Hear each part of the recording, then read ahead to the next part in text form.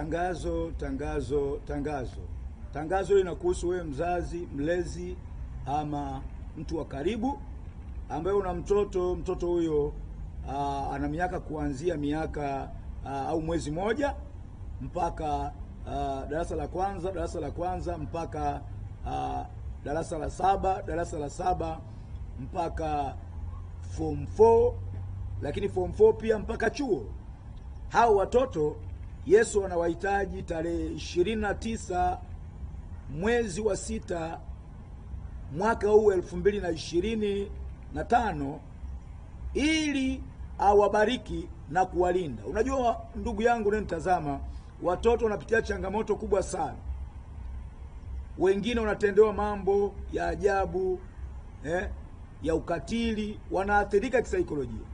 Kiasi kwamba hata wanapoenda shule au wanapokuwa watu wazima, wamemaliza shule, akili yao inakuwa ipo vizuri.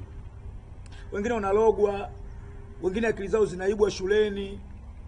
Unataka mtoto wako afaulu, lakini mtoto hawezi kufaulu.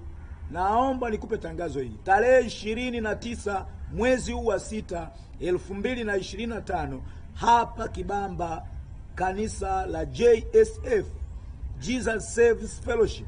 Mlete mtoto wako kwa ajili ya maombezi maalum.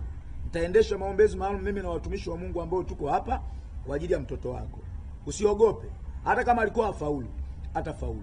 Hata kama alikuwa katendewa vitendo ambavyo vimemwathiri kisaikolojia, Mungu atamponya, Mungu atamfanya aendelee vizuri darasani na atafanya vizuri. Kumbuka ni hapa JSF Kibamba, Jesus Saves Fellowship.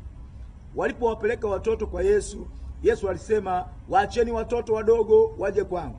Maana watoto kama hao, watoto wapi? Sio wote duniani, ni wale wanaopelekwa katika madhabahu ya Mungu. Maana mtoto anapozaliwa tu katika madhabahu zetu za ukoo, madhabahu za familia, tunawapeleka kwenye majini, tunawapeleka majalalani, makaburini, lakini tunawaingizia vitu ambavyo vinawaathiri katika maisha yao. Wanapokuwa watu wazima, yale manguvu yanaendelea, yanawaongoza katika maisha yao. Mengine ni manguvu ya kutokufanikiwa, mengine ni manguvu ya ajabu ambayo wanalala wanaota ndoto mbaya watoto wadogo mpaka wanapokuwa watu wazima. Kumbuka, yasiyowezekana kwa wanadamu, kwa Mungu yanawezekana. Mimi naitwa Pastor Josephat Galandu.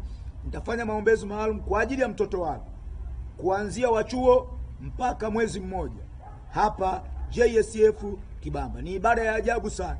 Tunamtafuta Mungu. Mungu tayari yupo, anakusubiri wewe umlete mtoto wako. Yasiyowezekana kwa wanadamu, kwa Mungu yanawezekana. Ukiamini, mtoto wako atakuwa salama. Mungu akubariki sana kwa ajili ya kunisikiliza. Amen.